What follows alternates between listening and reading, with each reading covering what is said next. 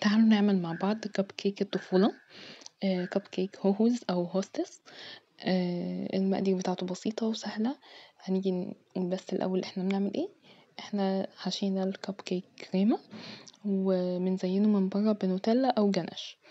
الكب كيك عملناه ازاي؟ الكب كيك كان عبارة عن بيضتين عليهم كوباية سكر، ضربناهم كويس جدا لغاية لما السكر ابتدى يدوب، نزلنا عليهم بتلتين كوباية زيت، ضربناهم برضو كويس. ممكن تعملي كل ده بمضرب يدوي عادي.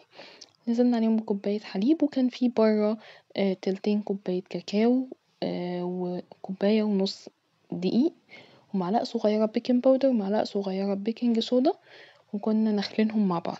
نزلنا بيهم على العجين السايل بتاعنا وحطيناهم في الكب كيكس. دخلوا الفرن 20 دقيقة تقريبا. بنتأكد بخلة كده ان الدنيا استوت تمام، بنطفي نسيبه في الفرن ربع ساعة ونطلعه يبرد بره. حشينا كريمة عادية خالص، كريم شانتيه ولبن، وزينا من بره بالنوتيلا. طريقة بسيطة وسهلة، يا رب تعجبكم، جربوها.